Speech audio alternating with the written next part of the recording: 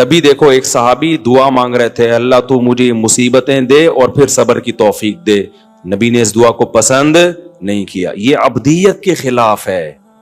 بھائی دعا مانگو, اے اللہ تو ہمیں مصیبتیں نہیں دے, ہمیں خوشیوں بھری زندگی چاہیے. اور دیکھو پیغمبر کی سیرت کیسی بے داغ ہے یار, کیسی تواضع. حدیث میں آتا ہے جب روزہ افطار کا ٹائم ہوتا نا, اللہ نے کہا نا الی اللیل, رات تک روزہ مکمل کرو, یعنی غروب آفتاب تک. تو ہمارے نبی میں تو بہت صبر تھا. آپ کئی وقت بھوکا رہتے تھے, فاقوں سے رہتے تھے, بہت برداشت تھی. افطار میں جلدی کرتے تھے. اس میں کیا حکمت ہے؟ افطار میں اتنی جلدی کہ ایک صحابی کو کھڑا کر دیا پہاڑ پہ, جیسا ہی سورج غروب ہو اشارہ کر دینا, فوراً افطار. یہ تواضع.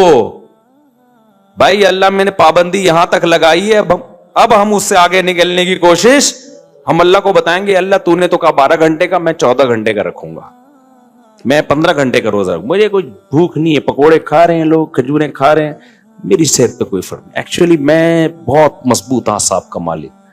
کیوں فنٹر گیری کر رہے ہو؟ اللہ کو عاجزی دکھاؤ.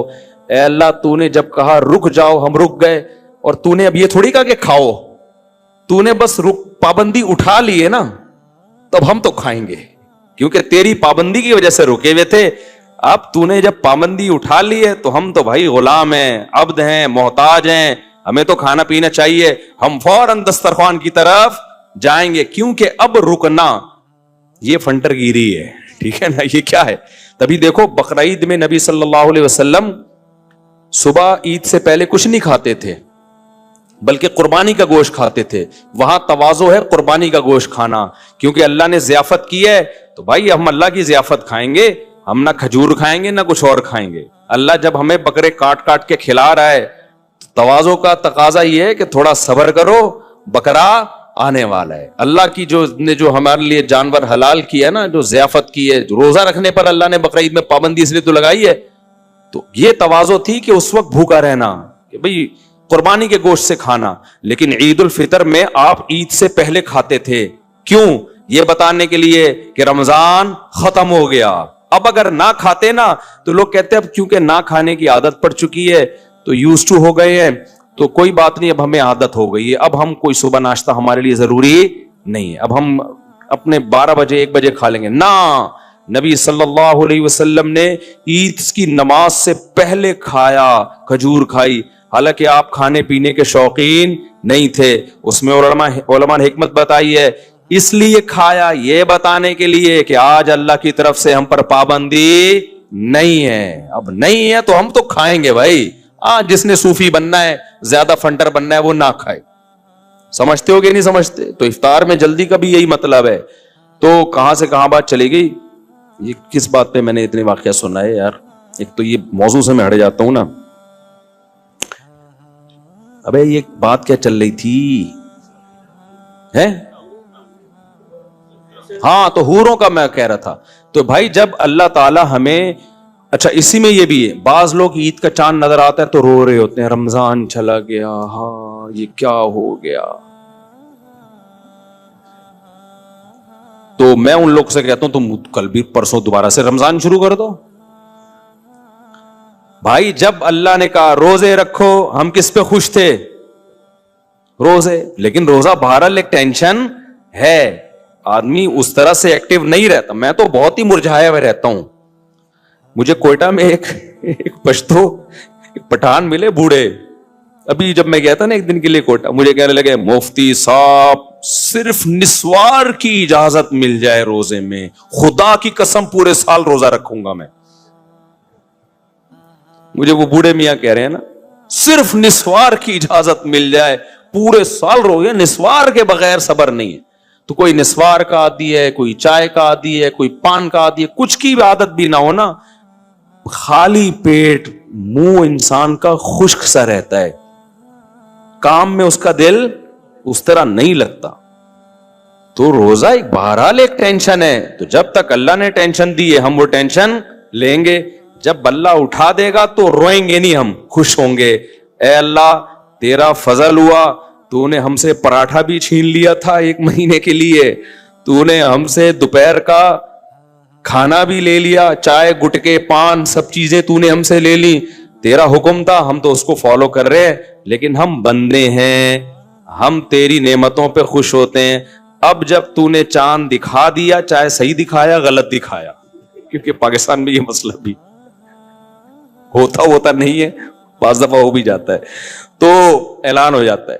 اب وہ تو ہلال کمیٹی کی ذمہ داری ہے نا, لیکن اللہ جب حکومت نے کہہ دیا کہ کل عید ہے تو تیرا بھی حکم ہے, اب حکومت کے فیصلے کو مانو, تو تیرے وجہ سے اب ہم کیا منائیں گے کل عید, تو ہم روئیں گے نہیں, ہم کیا ہوں گے, خوش ہوں گے.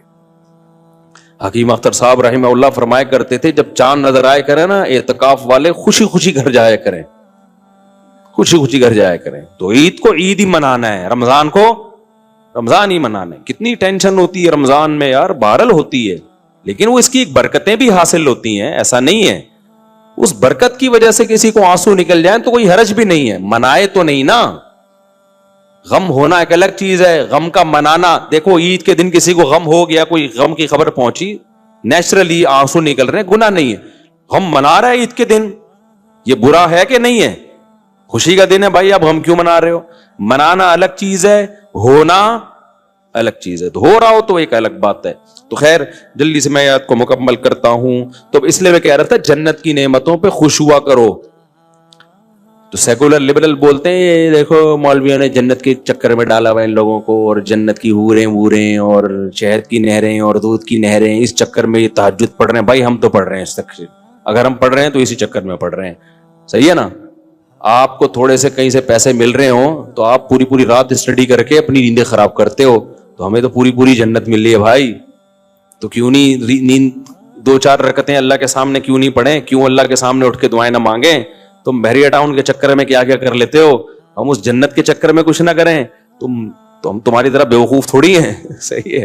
تو بھائی ہمیں تو جنت کی نعمت, تو ہمارے نبی کی سنت ہے یہ, جب جہنم کی آیتیں آتی خوف زدہ ہوتے, جنت کی آیتیں آتی خوش ہوتے آپ صلی اللہ علیہ وسلم. تو اس لیے ہمیں جب دودھ کی نہروں کا ہم تذکرہ سنتے ہیں بہت بولو خوش, اور جب ہم شہد کی نہروں کا تذکرہ سنتے ہیں بہت خوش ہوتے ہیں. جب ہم جنت میں قطوفھا دانیہ کے گھنے باغات ہوں گے یہ تذکرہ سنتے ہیں بہت خوش ہوتے ہیں. ہم سوئٹزرلینڈ کو بھول جاتے ہیں کہ بھائی جب سوئٹزرلینڈ ایسا تو جنت کیسی ہوگی. اور جب حوروں کا تذکرہ سنتے ہیں تو بہت نہیں بہت زیادہ خوش ہوتے ہیں, کیونکہ ہم آدمی ہیں, ٹھیک ہے نا, اللہ کا بڑا فضل ہے.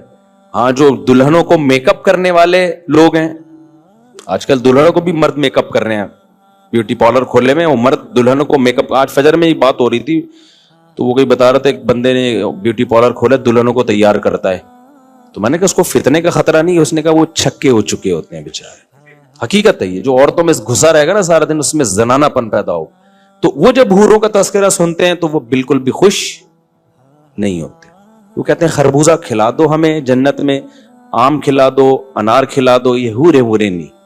تو یہ حورے اللہ نے ہم میرے اور اللہ کرے جنت میں چلے جائیں, ایسا نہ ہو کہ وہاں کوئی اور ہی پروگرام چل رہا ہو. تو جنت جہنم کی آیتوں پہ پریشان ہونا اور جنت کی آیتوں پہ خوش ہونا یہ ایمان کی علامت. بس یہ میں آیت کا ترجمہ کر کے ختم کر دوں. آگے اللہ فرماتے ہیں والذین استجابوا لربہم, یہ اللہ کی دعوت پر لبیک کہتے ہیں. واقاموا الصلاۃ, جنت کی قیمت بیان ہو رہی ہے نا, اقاموا الصلاۃ نماز قائم کرتے ہیں. یہ نہیں کہ اکیڈمی میں 2 نمازیں قائم, کا مطلب ہی ہر نماز اپنے ٹائم پہ پڑھنا ہے. اور وامرہم شورا بینہم, اور ان کے اہم معاملات مشورے سے طے ہوتے ہیں, فنٹر نہیں ہوتے. اس میں ہر آدمی یہی سمجھتا کہ مجھے ایکچولی کسی سے مشورہ لینے کی ضرورت نہیں ہے, میری مینٹل لیول بہت اوپر ہے. جو اپنے آپ کو سمجھتا ہے میں بہت بڑا کوئی شخصیت ہوں, بہت ہی ذہین ہوں, مشورہ وہی نہیں لے گا نا بھائی. مشورہ وہ نہیں لیتا جو سمجھتا ہے مجھے جو اللہ نے دماغ دیا ہے پلانٹ ارتھ پہ وہ کسی کو دماغ نہیں دیا ہے.